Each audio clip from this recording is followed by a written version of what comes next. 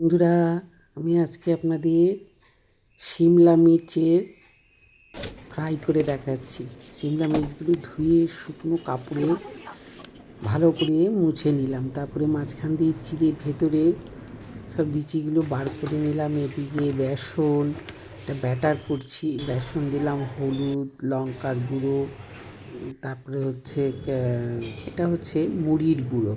এটা দিতে খুব মুচমুচে হবে, খেতে খুব সুস্বাদু হবে। আপনারা খেয়ে দেখবেন। চিলি ফ্লেক্স দিলাম, গোটা পোস্ত দিলাম, নুন দিলাম, পোস্তটা আর একটুখানি দিলাম, একটু কম হয়েছিল, বেকিং সোডা দিলাম, দিয়ে এটা দিয়ে আমি একটা ব্যাটার তৈরি করে নিচ্ছি। ব্যাটার তৈরি করে নিচ্ছে, নিয়ে একটু কালো জিরে দিলাম, দিয়ে জল দিয়ে এটা ব্যাটার করে নিচ্ছি।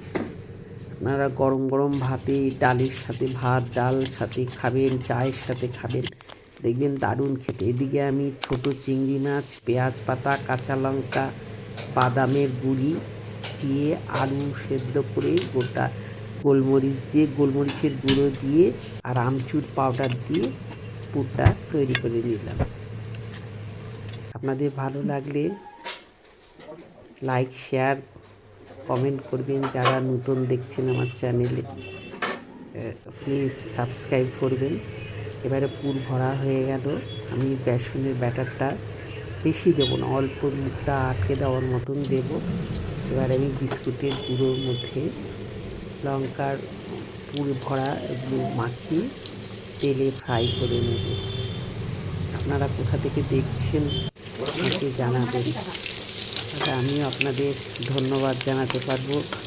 আশা করি আপনাদের এই রেসিপিটা ভালো লাগবে। ভালো লাগলে আবারও বলছি, কমেন্ট করতে কিন্তু ভুলবেন না। আজকের মতন এইখানে